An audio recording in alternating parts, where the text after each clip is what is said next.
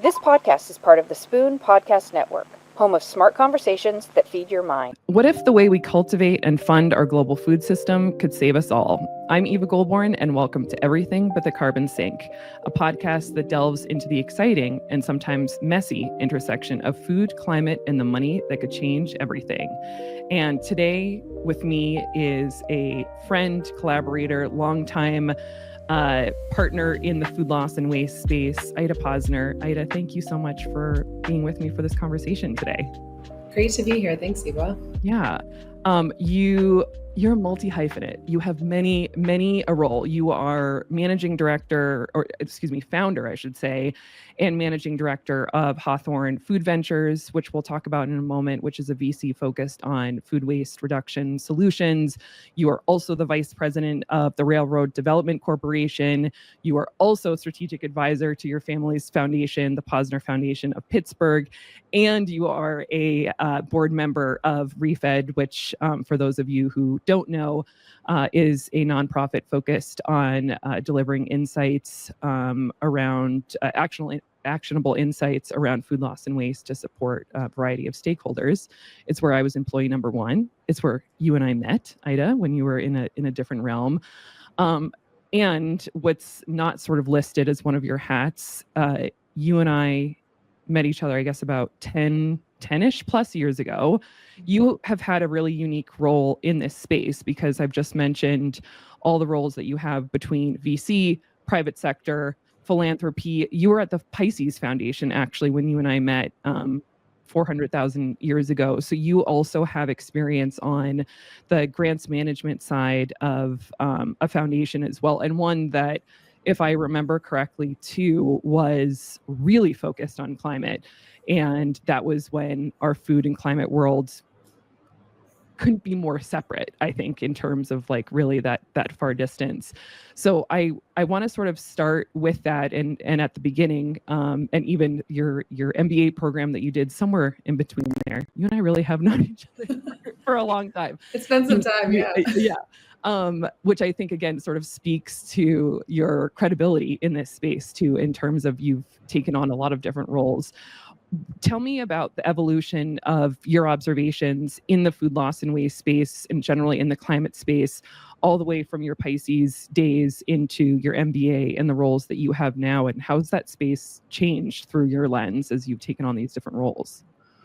Yeah, thanks, Eva. And I will say it all makes a little more sense when I start to tell the story, but it has been a journey, right? And when I started at the Posner Foundation, I was mainly focused on our climate program, which was looking at non-CO2 climate forcers, so black carbon, methane, HFCs. And within our methane portfolio, we did a lot on oil and gas, and we had a tiny little bit about methane from waste. And so you think about the whole portfolio of the foundation, this was 1 or 2 grants. And this was when ReFed was just starting. And I actually remember the first meeting that we had with Jesse Fink and Sarah Verrett. I remember it really vividly. And there's actually a very simple thread that started there and continues to today, which is, for most of us, when we hear the statistic that we waste 1/3 of the food we produce, you're just shocked. And you're like, what do you mean we throw away 1/3 of the food we produce? Why are we doing that? Yeah, it drives you crazy, right? It's the world's dumbest problem. And that still bugs me today. That has not gone away. And in the climate space, so many of these issues feel really overwhelming.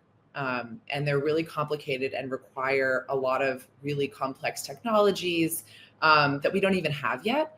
And food waste is a really complex problem, but the solutions are available and we need to scale them and scale them faster. But a lot of it we can do today and we have control over that. And a lot of it's about behavior change. You can have an impact at your next meal. And we have to start investing in some of these more nascent technologies that are going to accelerate that change if we want to hit the benchmarks that we've set. So to back up to kind of my journey with this, I was first introduced to the problem and the opportunity that food waste presents when I was at Posner. And I loved working there. It was a great opportunity, but I had an opportunity to join my family business, which I took 8 years ago now. And my core role, as you mentioned, was with RDC, Railroad Development Corporation, which is a railroad investment and management company. We work in the US and internationally, really across the freight and passenger rail world. So pretty different than food waste. I always get asked the question, like, so you do railroads and food waste. How did that happen? Doesn't everybody? Isn't that the natural Yeah. combo? I will say, whenever I'm at a railroad event, people love hearing about food waste. And when I'm at a food waste event, people love hearing about railroads. So I think I picked two pretty cool niche industries. But at the same time that I joined RDC, our family foundation, the Posner Foundation of Pittsburgh, was professionalizing and staffing our foundation and thinking about what we wanted to focus on strategically. And so there was an opportunity to bring food waste into our portfolio. And I had the connection with Refed already. They were our anchor grantee. They've become a huge partner of ours. It's such an honor to be a board member. Truly, that was continues to be such a personal and professional highlight for me. I can't say enough great things about Refed and Neva. As like, that's how we met. I mean, the people involved in Refed are just the best and doing incredible work. And so for many years, we were focused on how do we support food waste philanthropically and how are we supporting nonprofits in this space. And at the time, if you look back 10 years ago, no one was really talking about food waste. Then people started talking about it, but it was more in kind of food recovery. And then I'd say, and I'm curious your take on this, but like 5 years ago, it started becoming a thing that people really were having awareness about. And we started to see a lot more in the early stage companies and in people thinking about this of what, the impact they want to have with food waste. And as you mentioned, at the same time, I got my MBA at Columbia and was trying to think more creatively about, okay, I'm sitting in the context of a family office and we have some super active businesses, and there's an opportunity here to use different forms of capital to really advance the same issue that we want to tackle food waste. And where the sector moved to was, yes, there are early stage companies driving innovation in this space, and that is a good fit for venture capital. And so I will say where Hawthorne Food Ventures was born from was one of the goals, and one of Refed's goals, is to drive more capital into this space and to, again, accelerate the pace of progress. And venture capital is a great way to do that. There's a lot of questions on, is VC well suited for ag, for food? And I think that's a great conversation. I always like to ask the question of, what does VC look like in agriculture and in food tech and things like that? But to, at a very simple level, it's hard for big companies to innovate at the pace we need them to really cause systems change. And so that's where entrepreneurs come in. You need that passion, you need that early stage drive to really make it happen. So that was kind of my journey to founding Hawthorne Food Ventures. And I think the other thread I'll just touch on is the climate piece, because similarly, 10 years ago, the reason that Pisces was looking at non-CO2 foresters was because no one else was really touching that space at all. And, we still have to solve the carbon problem. That very much holds true. But short-lived climate pollutants, super pollutants, are the emergency brake for the climate crisis. And so the more we can do to bring down that curve to reduce those sources of emissions right now, the more time we have to solve carbon. And methane, as we know, is over 80 times more powerful than CO2. And so it's a really accessible, tangible way to help the climate crisis.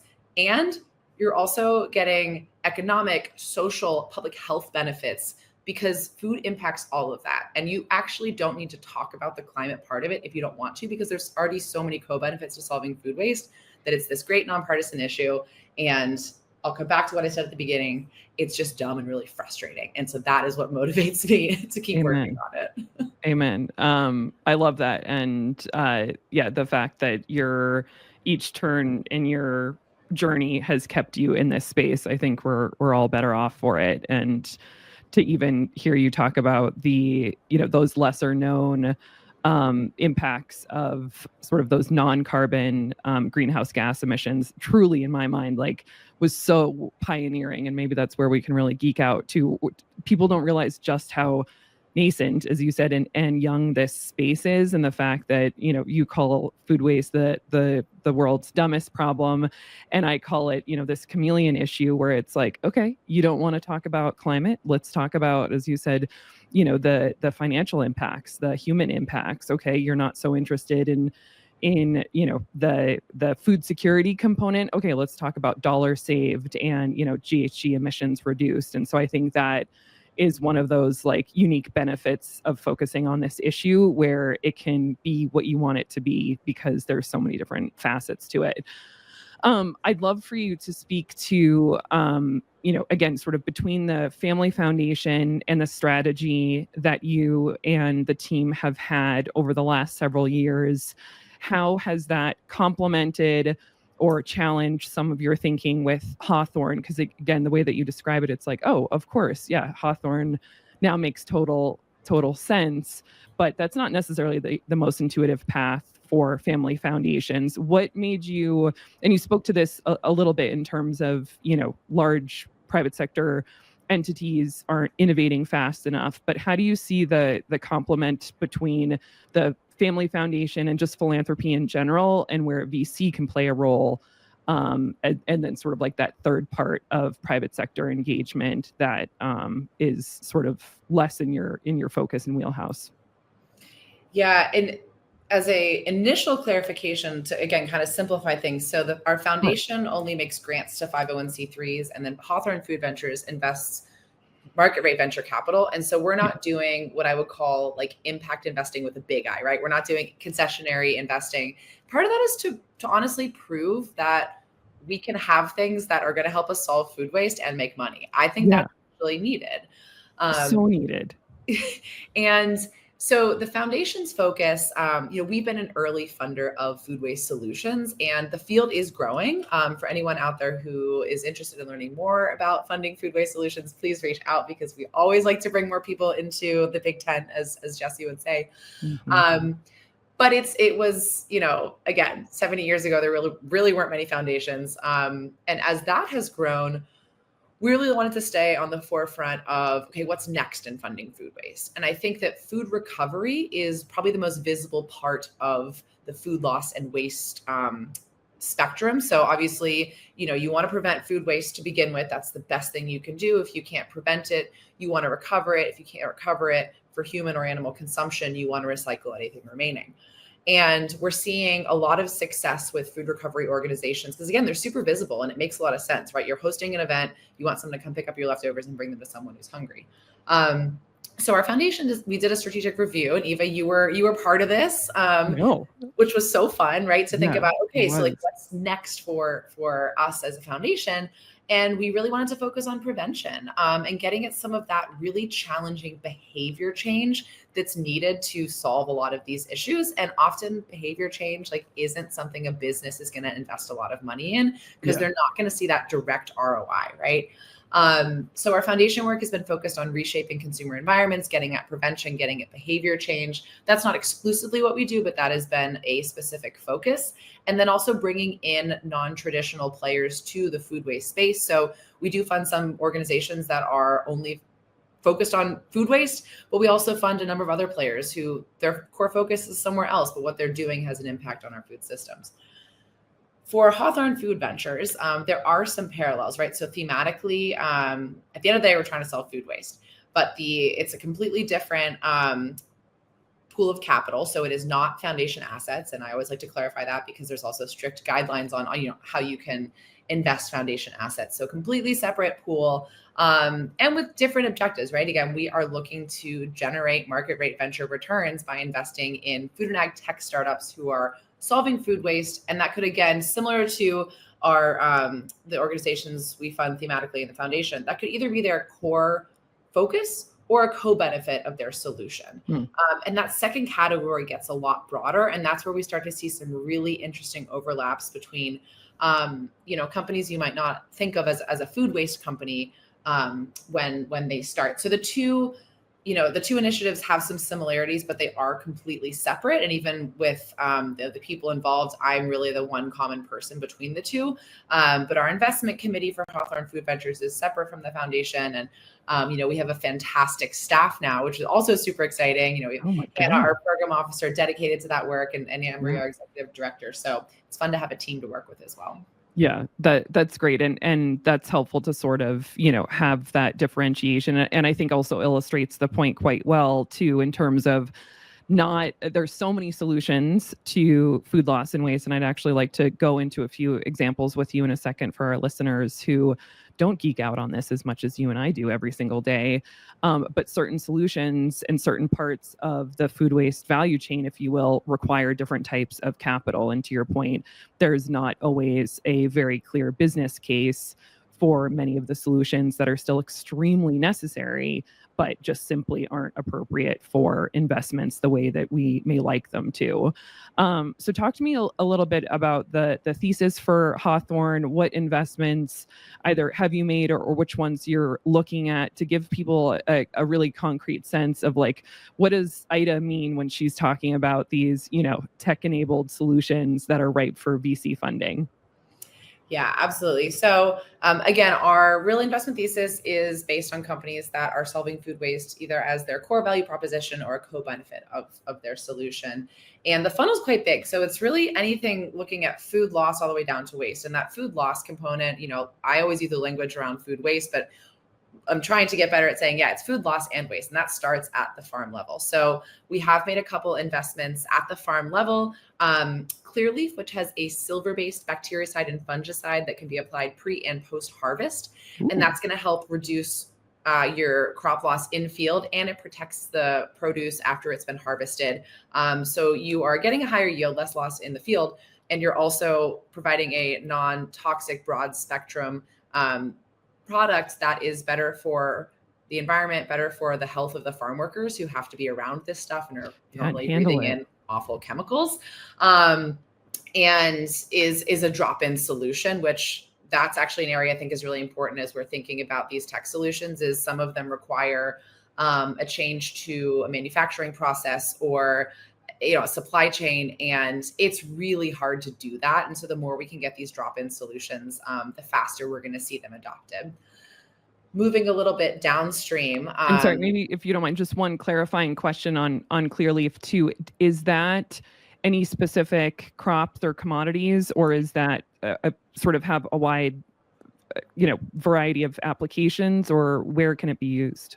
It's very broad. Honestly, the trials so far have covered quite a number of different types of produce. We're doing trials on rice. And so far it's proving effective on most crops, which is really exciting. And the company is based in Costa Rica. And so initially working with a lot of fresh produce growers, but there's really, the opportunity is massive to use this really broadly in agriculture. So we're super excited about that.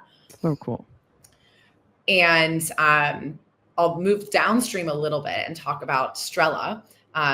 Strella is a freshness monitoring company. And I'm not sure about you, Eva, but have you heard the fun fact that if you eat an apple in the US today, it could have been sitting in cold storage for over a year because they're harvested once a year? Yes, which is shocking. Which is astonishing, right? But that saying is true that one bad apple can ruin the bunch. And so once these apples are harvested, they're put in cold storage, and it's kind of a black box. And the pack houses have knowledge of which ones they should open first, which rooms they should open. And there's an art to it, but there's also a science to it. And so what Strella is doing is putting a sensor into these cold storage rooms that can measure a number of factors, including ethylene gas, the respiration rate of the produce, to let you know what's happening in that room. And that helps the pack houses know which room to open first so that they're getting a consistently fresh product. So that's where Strella started. Where they've gone is to actually start to track produce freshness as it moves through the supply chain down to the retail level, and to use predictive analytics to, again, get the retailers and the packers consistent data on, you want a fresh quality product. Here's the produce that you should be picking and using throughout the supply chain. And the Strella originally started with apples and pears, but are now moving into bananas and avocados. And as we know, okay, that was going to be my right, famously never the ripeness you want. I mean, how great would it be if you could walk into the store and the avocado is actually the ripeness that you expect it to be, right? And that, number one, is kind of fun to think about as a consumer, but also just imagine how much waste is generated because it's the wrong, it goes bad, or it's too hard, or you're over ordering or whatever. And so it's giving that visibility into the produce supply chain from a freshness perspective.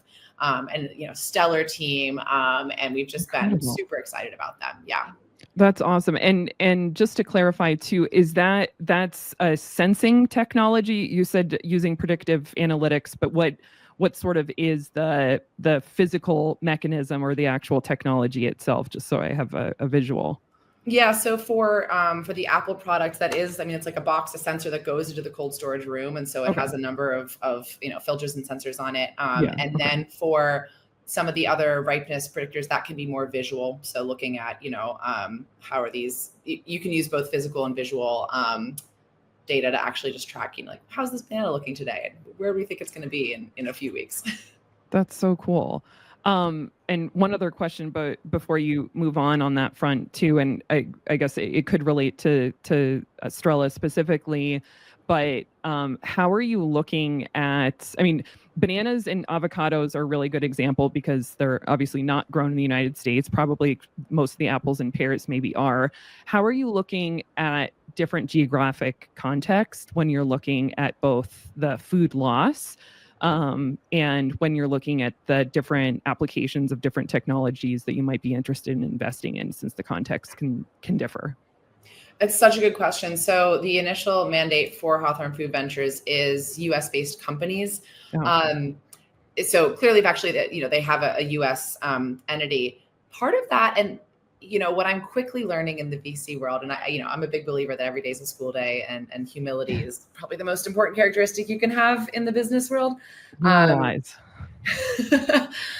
the capacity to diligence and support all these companies, travel is a limiting factor. It is challenging to have businesses in different time zones and geographies. And I'll say on the rail side of our business, we're quite diversified. We have business in the UK, Peru, France, Germany. And I really wanted to start Hawthorne Food Ventures and have it with a manageable geography to think about. And so when I say the US though, your question did have a lot of nuance to it, which is, the food we eat in the U.S. is largely not grown in the U.S., right? In the winter, 70% of our winter produce is coming from Mexico. And so when we talk about our food system, it's really our North American food system or our international food system. And, Estrella works internationally, right? So it's a U.S. company, but their technology is all over the world. And so while our focus for the kind of where's the company based right now is North America or the Americas, the scale of this, and same with Clearleaf, right? Like they are working on licensing agreements and registrations globally. And so the reach of this is global, and it's such an interesting time for our globalized economy.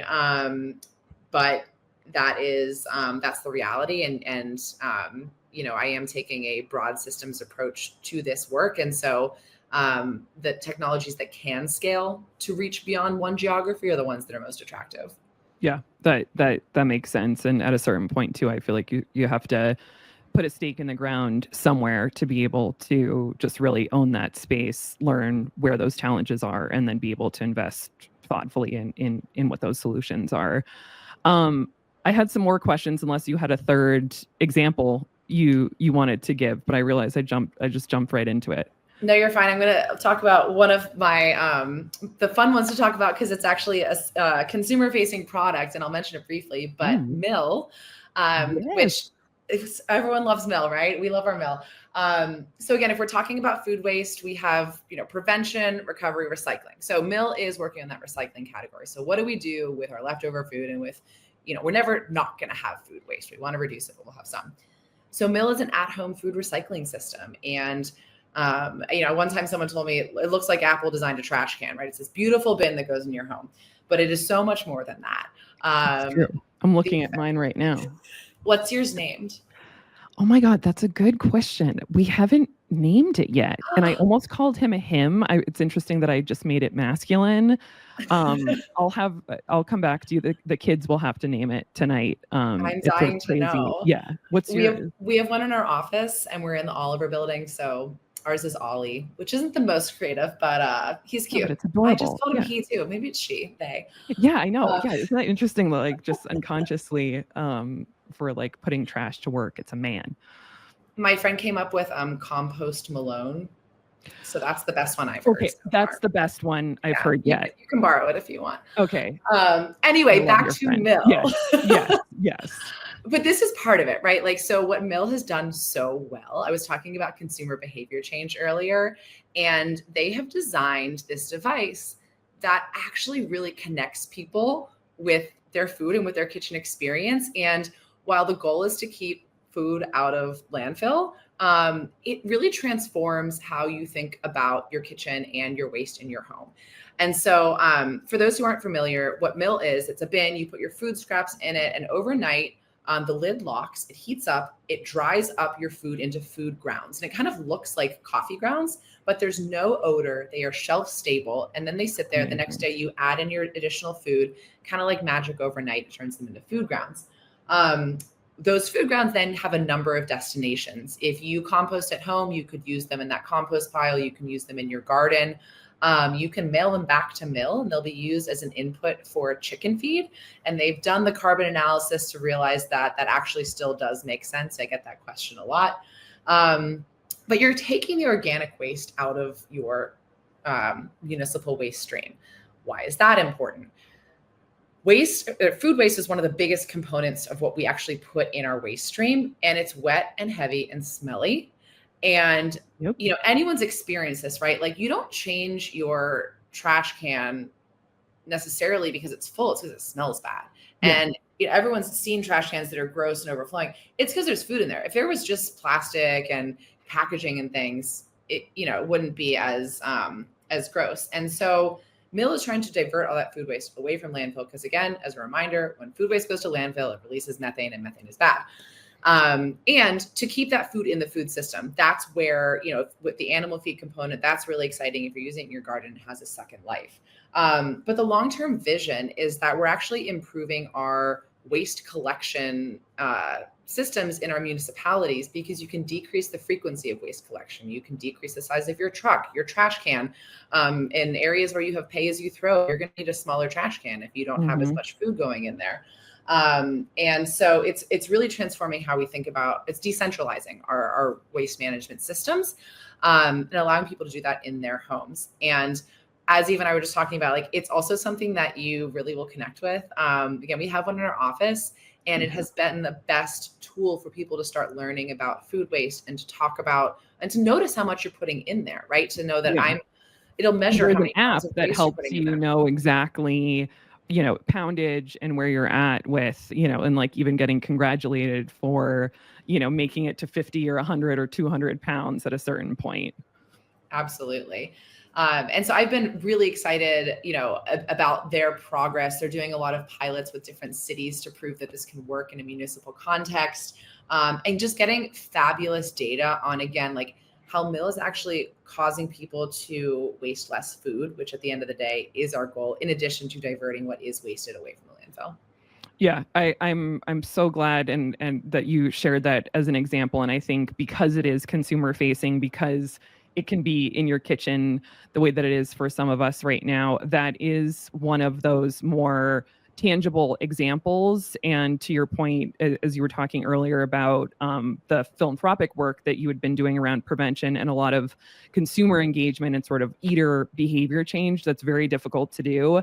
Mill is a great example of a hardware and software technology solution that's, very ripe for quote unquote normal investment, and is something that can create enough awareness because it literally sits there, and it's something that, it's like you've got the dishwasher and now it's the Mill that's sort of part of the household, which I think is really powerful. And Matt Rogers and Harry Tenenbaum on their team too. I mean, I'm so impressed with, especially since they come from the Google world. You mentioned, I think Matt also comes from Apple, and Matt was the creator of Nest. So for those of us who have Nest thermostats and Nest cameras, really locking into that delightfully elegant, home solution that is, very simply transformed from, the proverbial thermostat before, where you're, pushing the buttons up and down. There's no data, but, the wisdom of, sort of the smart home, and now the mill. I totally see it as being, sort of part of that next generation of just like how homes are, how your home is run, how your kitchen is run.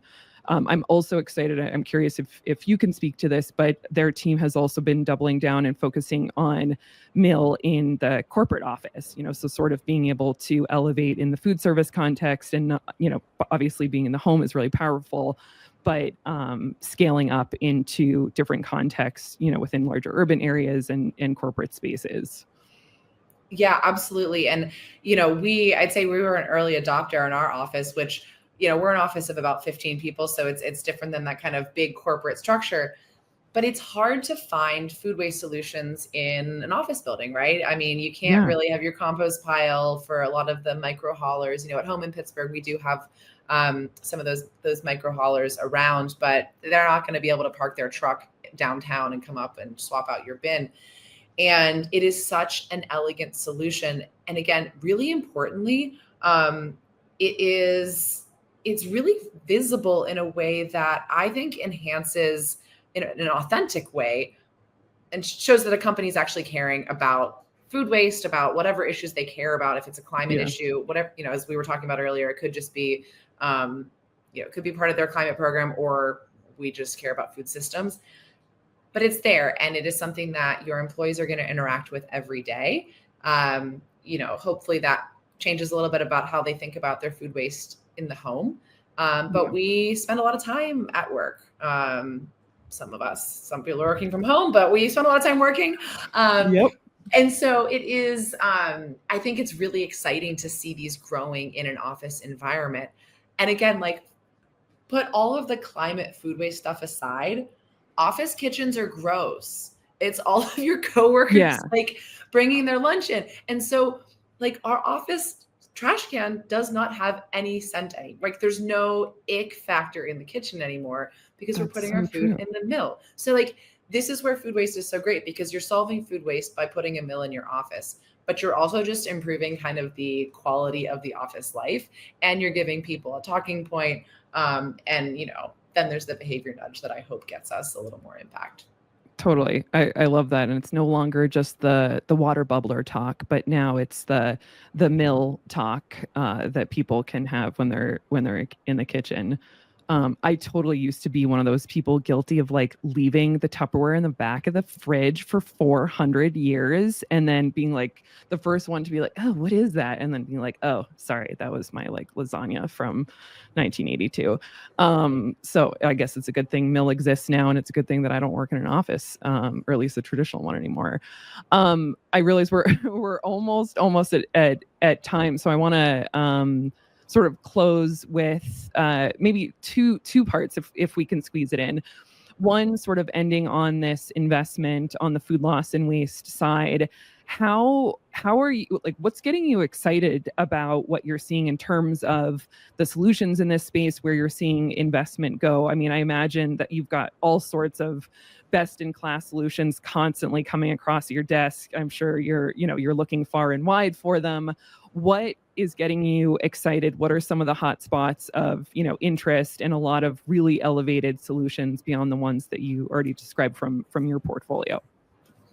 Yeah, I would say, we've done a couple investments on the on-farm loss side. I mentioned Clearleaf, but also Agrigene, which is developing sterile male fruit flies that can be used in berry growing areas to bring down pest populations. And that's using a really targeted CRISPR technology. Super, super high tech, solutions like that where you are, it's still kind of, sci-fi future, except it's here and it's safe and effective.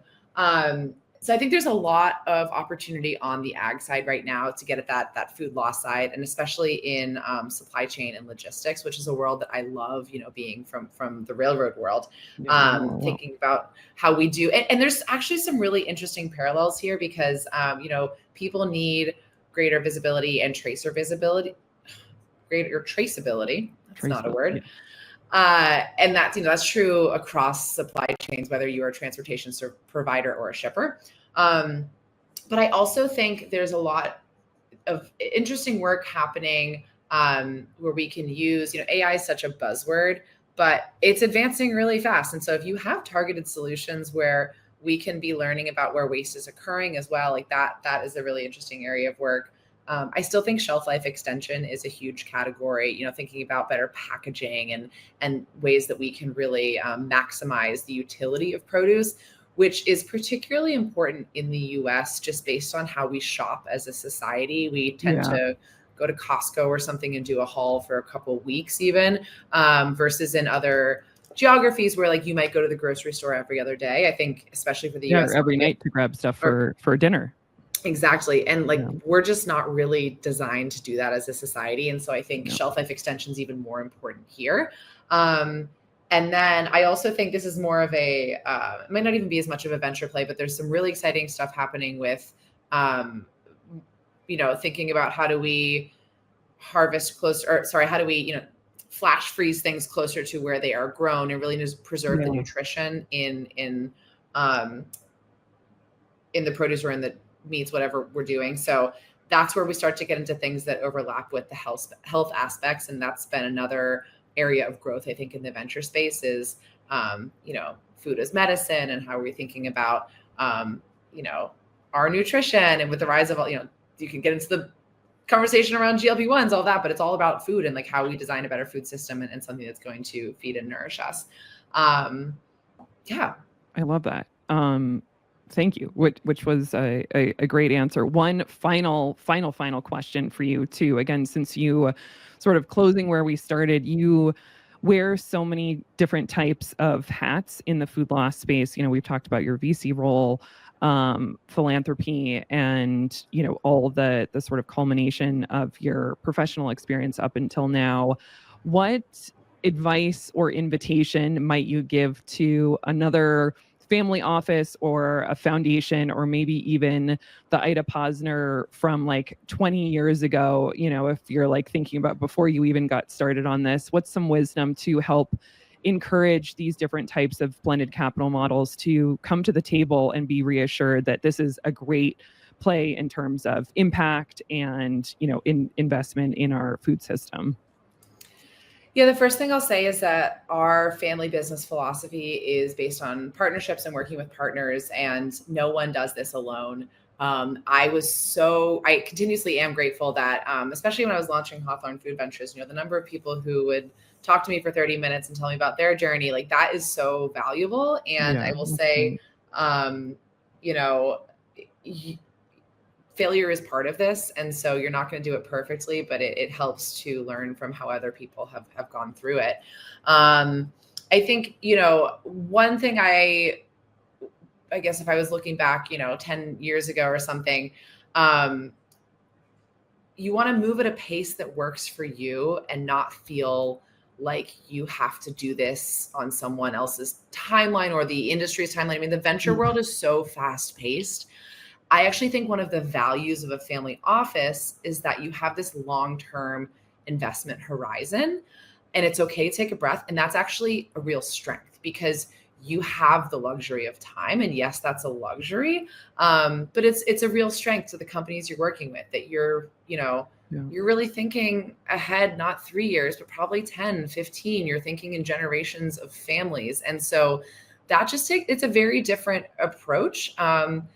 It can sometimes be a contrast to the VC world, but I think if you're finding the right companies to invest in, your founding teams are really going to appreciate that.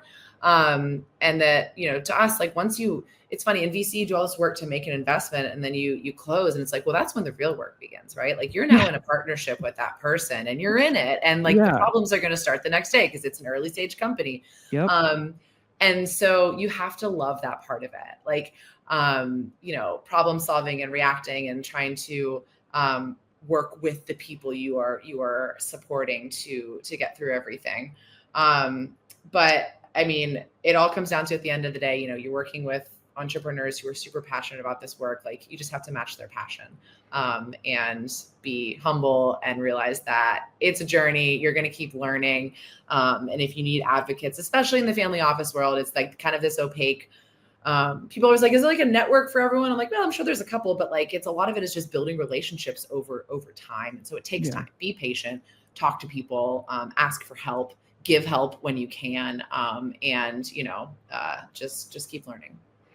Such great advice, whether you're in the food loss and waste space or not, but sage words from Ida Posner. Ida, thank you so much for this conversation and for your time and wisdom today. I want to thank our listeners as well for joining me for Everything But the Carbon Sink on the Spoon Network.